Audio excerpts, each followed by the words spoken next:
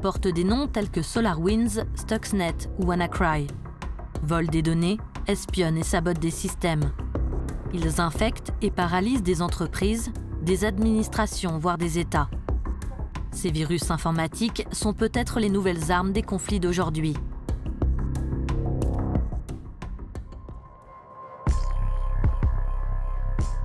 Les cyberattaques font de plus en plus souvent la une de l'actualité, comme le montrent les événements récents en Europe. La menace est réelle. Faut-il pour autant oublier les fusils d'assaut et les chars blindés? La guerre sera-t-elle bientôt cyber? Alors, la cyberguerre, c'est à la fois une réalité et à la fois il y a un côté un petit peu mythe. En fait, aujourd'hui, il y aura des actions dans le cyberespace, ça c'est une évidence. Ça fait de nombreuses années que ça existe, que ce soit contre les institutions, donc contre les forces armées ou leurs capacités, mais aussi contre les individus. Et on le voit bien avec la guerre en Ukraine. Des actions qui peuvent éventuellement être considérées comme des actions de guerre, ou en tout cas dans un environnement de guerre, existent. Les Ukrainiens subissent des attaques cyber depuis de très nombreuses années, des attaques qui sont malgré tout assez handicapantes en fait, pour un certain nombre de leurs capacités, de leurs institutions. Dans l'imaginaire collectif, ce qu'on appelle cyberespace, c'est Internet, le monde virtuel. La réalité est un peu plus complexe. Cet espace immense et sans frontières est créé par l'interconnexion des réseaux informatiques mondiaux. Il est fait de 3 couches principales. Une couche physique, celle des infrastructures matérielles qui lui permettent d'exister, comme les câbles, les serveurs ou les ordinateurs. Une couche logique, celle du langage informatique, qui permet aux machines de communiquer entre elles, comme les protocoles ou les codes. Et une couche dite informationnelle, qui regroupe le contenu présent sur le web. Chacune de ces couches peut être cyberattaquée. Dans la première, les câbles sous-marins, par exemple, qui transportent la quasi-totalité des communications mondiales, sont parfois la cible d'actes de malveillance, de dégradation ou d'espionnage. Le numérique a aujourd'hui conquis la planète et le monde militaire n'y échappe pas. Aujourd'hui, oui, le ministère des Armées est performant parce qu'il est numérisé, et donc parce qu'il est numérisé, il doit développer des capacités de cybersécurité, de cyberdéfense, des mécanismes qui vont permettre de protéger, de défendre nos systèmes d'information pour assurer la résilience des forces armées, le fonctionnement du ministère. Le cyber, c'est pas juste un geek derrière un ordinateur, c'est véritablement une manœuvre militaire conçue dans sa complexité, dans ses interactions avec les autres acteurs opérationnels. Quand il y a une attaque, pour nous, c'est une opération de défense. En fait, on va défendre nos capacités opérationnelles, nos intérêts militaires. Le commandement de la cyberdéfense classe les opérations dans le cyberespace en 3 domaines de lutte informatique. Défensive, offensive et d'influence. Quant au premier domaine, celui de la cyberdéfense, à proprement parler, il regroupe toutes les mesures de protection des moyens informatiques employés pour assurer la défense de notre pays. À Toulon, la frégate de défense aérienne Chevalier Paul est à quai pour un arrêt technique. L'industriel est à bord pour tester les systèmes.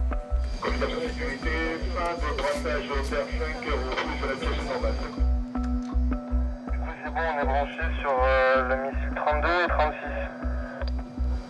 Reçu 32, 36. Au central opération, le second maître Emma détecte une anomalie.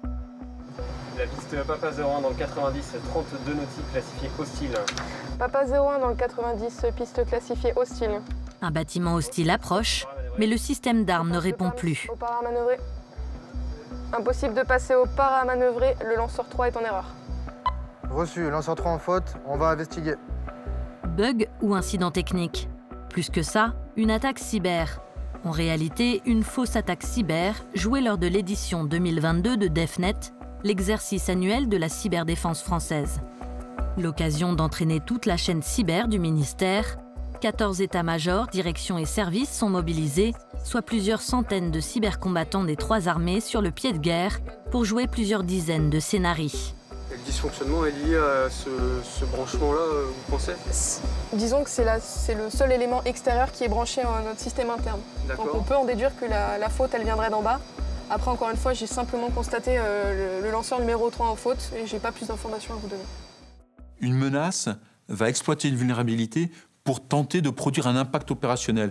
Par exemple, un attaque opérationnelle fort, c'est une cyberattaque qui s'en prend à nos radars et qui vont les bloquer, les empêcher de détecter une attaque potentielle. Ou de même, une attaque, là aussi, théorique, et bien évidemment, on s'emploie à ce que ces attaques ne puissent pas se faire, qu'on puisse les détecter, les empêcher. Mais par exemple, sur le porte-avions, que le système qui permet aux avions de décoller n'existe plus parce qu'il a été bloqué, ou bloquer les communications satellitaires. Donc, c'est-à-dire que nos forces déployées en opération n'ont plus les moyens de communiquer. Ça, c'est un impact opérationnel fort.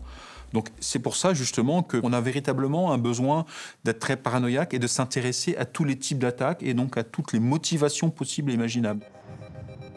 C'est l'objectif de DefNet, s'entraîner à détecter, analyser et contrer toute menace cyber. L'exercice est piloté par le commandement de la cyberdéfense à partir de sa base à Rennes. C'est un exercice dont la préparation dure environ 1 an parce qu'il rassemble, comme je vous l'ai dit, un certain nombre d'entités qui sont très diverses. Cette année, dans le cadre du scénario, nous sommes confrontés à une menace de nature étatique qui a pour objectif d'entraver l'action des armées à la fois en opération extérieure et sur le territoire national. On a un travail très important qui porte sur le réalisme de l'exercice et on essaye autant que possible de jouer ces attaques réellement contre nos systèmes et de jouer également la phase de restauration qui nous permet de retrouver l'intégrité de nos systèmes en réel.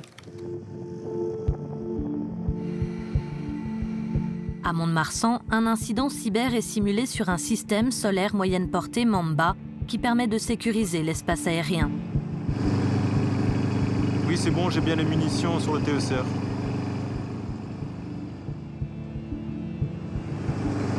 Je visualise le bug. Le lieutenant Marine est sur place avec son GIC, son groupe d'intervention cyber.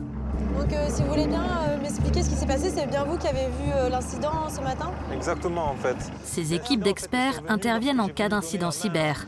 Et j'ai constaté qu'il y avait une avarie qui est intervenue sur le TECR. Ça, vous l'avez branché à quel système? Ça, en fait, je l'ai branché directement au lanceur, en fait. Au lanceur? Ouais. Et c'est à partir du moment où vous l'avez branché, vous avez lancé des manips dessus? C'est ça, exactement. Et ensuite, ça s'est déclenché? Exactement. Et donc là, depuis, ça...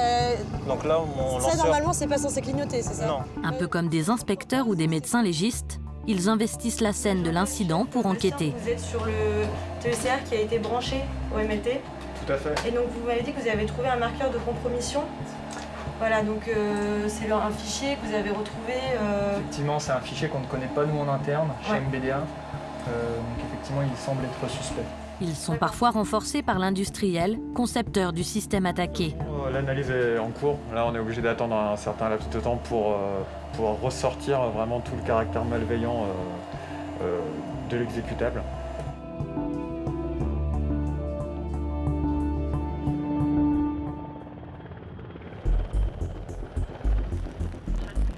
Sur la base aéronavale de Hyères, le scénario est transverse. Il touche 2 hélicoptères NH-90 Caïman, terre et marine. Les instruments de bord qui donnent le cap sont défaillants. Alors Major, on a quelque chose qui ressort du coup? Eh bien écoutez mon capitaine, au vu du déchargement des données de vol, de notre vol, eh bien, aucune remontée significative qui concerne la dérive des câbles que nous avons eu pendant le vol. Aucun code panne. Là, je ne comprends pas, j'ai essayé sur l'autre logiciel, pareil, aucune remontée de panne. L'enseigne de vaisseau Vincent et son équipe sont dépêchés sur place. Cette première interrogation, c'est d'essayer de voir d'abord 2 choses. Le premier, c'est d'établir une timeline claire du coup de ce qui a été remarqué. Quand on arrive sur les lieux, l'objectif pour nous, ça va être de déterminer en fait le périmètre, donc c'est-à-dire l'ensemble des systèmes qui ont pu être touchés par l'attaque. C'est pour ça qu'on procède d'abord à un interrogatoire. Et en dialoguant avec différents intervenants, à la fois des industriels, à la fois du personnel technique qui a l'habitude d'intervenir sur la machine et le personnel qui a l'habitude de la conduire. Et on a fait notre stationnaire technique et au retour, juste avant de revenir, on s'est rendu compte en fait qu'il y avait une dérive de 15 degrés sur nos 2 IRS. On avait un cap affiché au 148 pour une piste au 133. On est rentré au parc, on a coupé, on a déchargé la machine, donc le mécanicien navigant a déchargé le rapport du vol et en fait on n'a eu aucun problème pour remonter. Ok. Donc c'est vraiment l'IRS, c'est la partie qui vous donne le cap, c'est ça? C'est les centrales inertielles. Du coup les centrales inertielles qui vous fois le cap, vitesse, j'imagine. Et tous les paramètres de vol. Ok, d'accord. Ensuite, on procède à une partie prélèvement. Donc l'objectif, ça va être de faire des relevés du contenu des différents systèmes d'information et en tirer du coup des images qu'on pourra après analyser avec des outils spécifiques que nous possédons. Direction Toulon, au centre support cyber dont dépend Vincent pour l'analyse des données. Donc l'objectif, ça va être avec les images qu'on a faites des systèmes qu'on est allé prélever hier, on va maintenant les analyser, les décortiquer pour essayer de comprendre le malware, son chemin, et remonter ce chemin-là et après voir quelle est la zone qui a été polluée et comment ensuite la dépolluer et nettoyer le système pour le rendre opérationnel. Vous avez fait quoi, en recherche de pattern IRS? Ouais. T'as fait un file scan et t'as grippé sur IRS? DEFNET, c'est aussi l'entraînement des non-spécialistes, car les opérateurs sur le terrain sont parmi les premiers confrontés à une potentielle attaque. Ok. Le centre support cyber entraîne les marins sur une plateforme avant de les former en mer en conditions réelles. On y retrouve le maître principal Morgane, entraîneur cyberdéfense. Ici, on va entraîner de l'automaticien, une personne qui a plus tendance à venir de la branche électricité ou mécanique, qui n'est pas forcément ou qui n'est même pas du tout informaticien à la base, c'est pas ce qu'on recherche. L'idée, c'est de le mettre face à des éléments qu'il connaît et de lui apprendre ou de l'entraîner sur les éléments cyber qui pourraient s'ajouter à son métier à lui principal. Donc là, on est concrètement sur la partie IoT, numérisation du métier, propulsion d'une frégate, orientation de la frégate, etc. Notre méthode d'entraînement, elle a fait ses preuves. L'ensemble des marins sont habitués à les utiliser. Il s'agit de, à la fois, dans un premier temps, détecter l'incident. Je suis capable de comprendre ce qui se passe. Ensuite, je vais le classifier. Est-ce que c'est grave? Est-ce que c'est pas grave? Et ensuite, on passe dans les phases de contrer et de restaurer, où là, le marin doit être autonome parce qu'il est sur un bâtiment de surface, parce qu'il est sur un sous-marin, parce qu'il est dans un aéronef, il est au centre d'un conflit. Il doit être autonome dans ses actions de remédiation et ses actions de contre. À Rennes, les participants doivent faire face à des crises simulées sur les réseaux du ministère, déployés sur le territoire national et en opération. Leur fonction d'admin. En gros, le truc est complètement verrouillé. On ne peut plus compter dessus.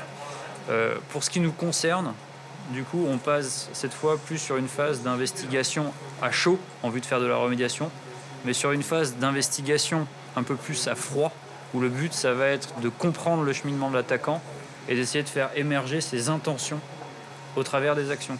Parmi eux, la 807e compagnie de transmission, une unité à vocation interarmée spécialisée dans la lutte informatique. Sa vocation est d'apporter en fait une supervision aux systèmes informatiques qui sont déployés en opération. Le but étant en fait de pouvoir faire ce qu'on appelle en anglais du monitoring, donc de la surveillance en permanence, de détecter ce qui sort de la norme pour pouvoir après éventuellement qualifier des incidents et, si c'est le cas, après déterminer si on est sous le coup d'une attaque ou pas. Le SOC que vous voyez derrière est impliqué dans la supervision d'une partie des réseaux qui sont joués sur DEFNET, une partie des réseaux qui justement simule un réseau d'opération. Donc on se met dans le contexte dans lequel on va être amené à servir en opération extérieure bientôt. Montrez-moi. Parce que le numérique est partie prenante de tout, on a besoin que chaque exercice ait son volet cyber et en tout cas qu'il n'ait pas un volet à part, que ce soit un volet complètement intégré. Parce qu'aujourd'hui, dans le cadre des opérations, en fait, le cyber est intégré dans les opérations, en fait, donc plus ou moins de manière importante, mais il n'y a pas une opération aujourd'hui qui n'intègre pas le volet cyber. Et donc, au même titre qu'il y a un volet terre, air, mer, spatial, force spéciale, voilà, le cyber est intégré. Donc, tout exercice se doit aujourd'hui de le faire. Alors, il est fondamental de s'entraîner dans les conditions les plus proches de la réalité, parce qu'aujourd'hui, nous pourrions être exposés face à des adversaires beaucoup plus entraînés, beaucoup plus agressifs et disposant de moyens d'action beaucoup plus larges que ceux auxquels nous faisons face actuellement, qui sera en mesure de réaliser des actions offensives ou à des fins de renseignement et qui pourraient perturber la conduite des opérations, voire l'empêcher.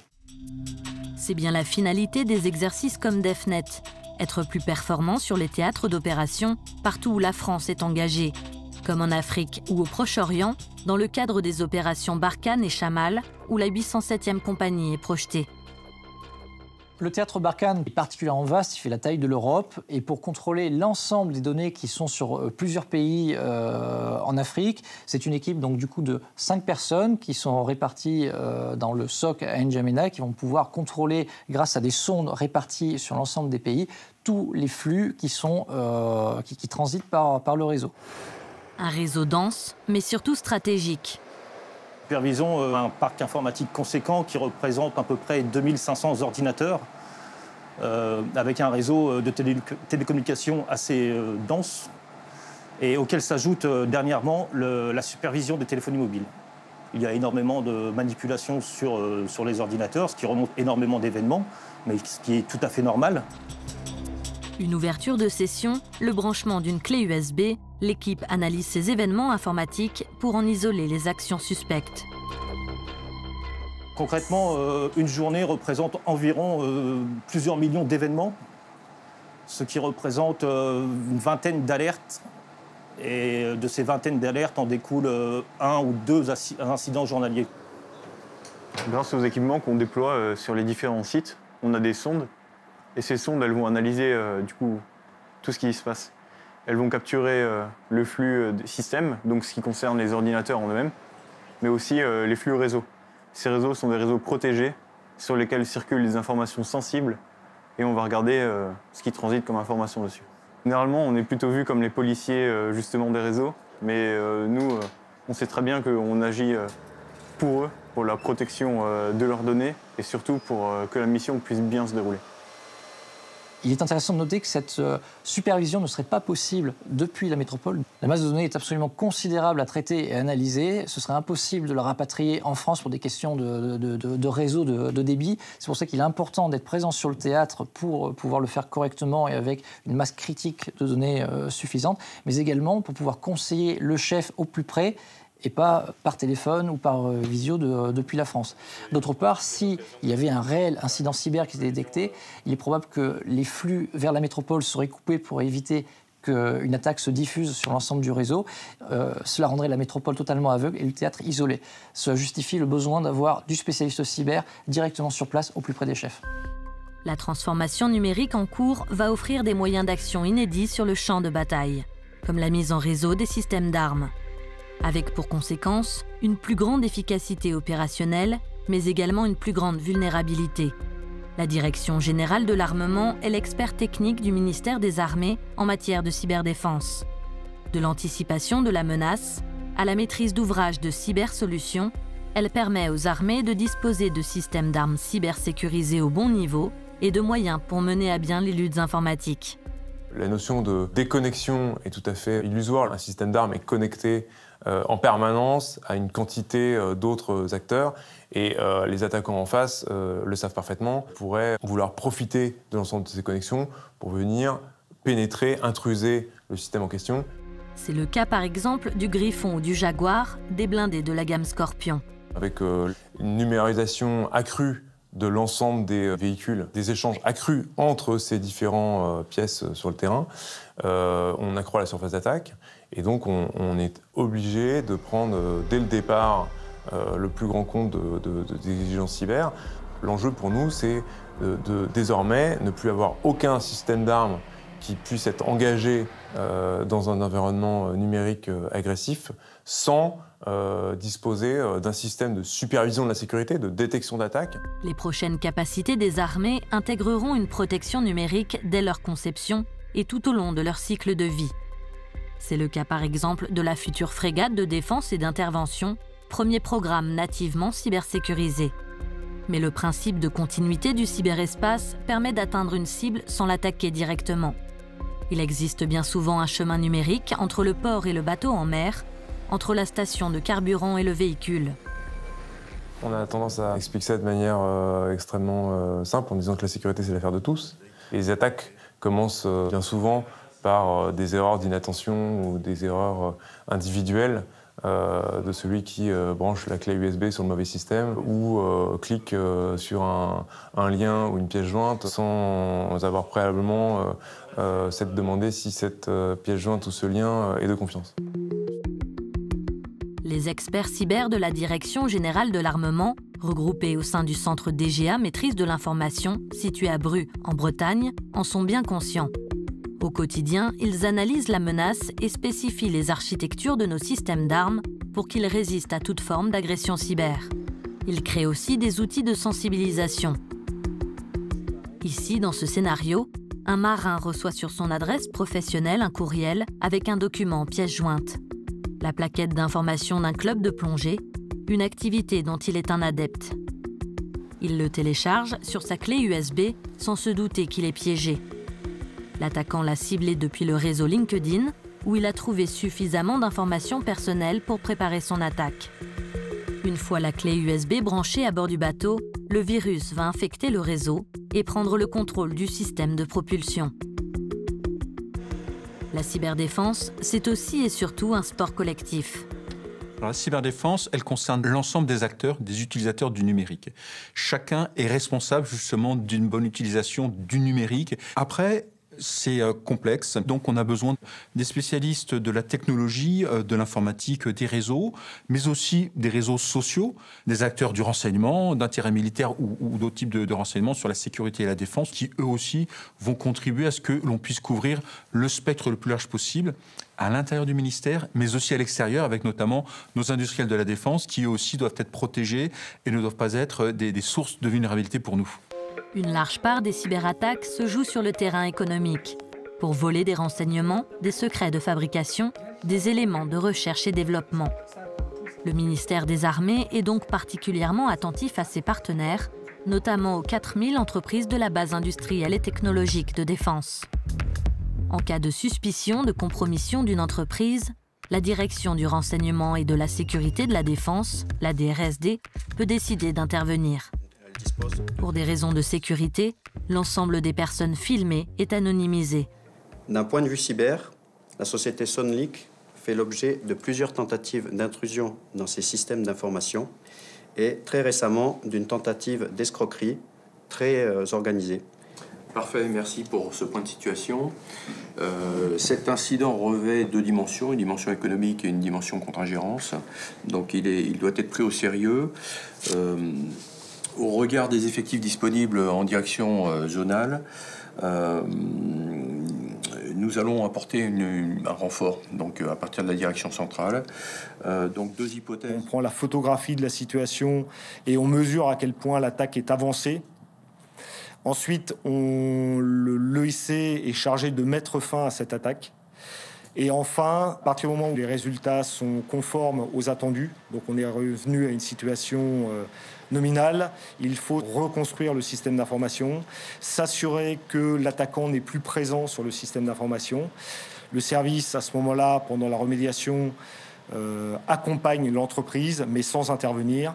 Et nous allons contrôler à la fin de la remédiation que le niveau de sécurité obtenu est celui que la DRSD attend. Les entreprises de la BITD sont menacées de la même manière que les autres. En revanche, il y a effectivement des pépites industrielles en France qui disposent de technologies ou qui créent, qui développent des applications particulières ou qui développent des technologies particulières jusqu'à des matériaux particuliers. Celles-là sont potentiellement victimes d'attaques et là, il s'agit plutôt de fuite de données. Donc l'attaque vise à extorquer l'entreprise et à lui piller toutes les données sensibles dont elle dispose. Des savoir-faire rares, comme celui de cette entreprise clé de la défense. Inquiète face à la menace cyber, elle préfère témoigner anonymement du soutien qu'elle reçoit de la DRSD. Généralement, quand on fait appel à l'armée, ils interviennent dans la journée. Et le gros avantage, c'est qu'en fait, on peut discuter avec eux sur les éléments qu'on a déjà trouvés. Ils vont plus loin en termes d'analyse et ils nous font justement une analyse complète et ils nous permettent de répondre à la question est-ce qu'on a été ou pas compromis, et si on a été compromis, quelles sont les actions à mener pour pouvoir justement stopper cette compromission. Dans un cyberespace en perpétuelle évolution, l'innovation tient une place cruciale. En 2019, le ministère des Armées lance la Cyber Defense Factory, une couveuse d'entreprises ouverte aux sociétés qui se lancent dans le domaine. La start-up Glimpse, créée la même année par 4 anciens ingénieurs de la Direction générale de l'armement, est la toute première entreprise à la rejoindre. Son projet, débusquer les virus. Au départ de notre activité, c'est un algorithme à base de deep learning sur lequel on a travaillé, qu'on appelle nous la conceptualisation de code. Alors à quoi est-ce que ça correspond? Un petit peu comme le cerveau humain lorsqu'il voit par exemple une photo de fleur ou lorsqu'il entend le mot fleur, il est capable de relier ça au concept de la fleur et du coup le comparer, le mémoriser, le relier éventuellement à d'autres concepts. C'est quelque chose qu'on sait faire aujourd'hui avec du deep learning, ça, parce qu'on sait reproduire le mécanisme du cerveau humain, le réseau de neurones du cerveau humain, dans le principe même de la conceptualisation. Et donc ce qu'on a fait chez Glimpse, c'est qu'on a entraîné un moteur de deep learning, non pas à regarder des fleurs évidemment, mais à lire du code informatique, des logiciels informatiques. Et cet algorithme de deep learning, il nous a permis de détecter des codes malveillants, par exemple, sur la base de leur concept. On va être capable de voir des variants de virus informatiques et de les détecter. Un algorithme qui doit permettre d'optimiser la réaction face à une cyberattaque.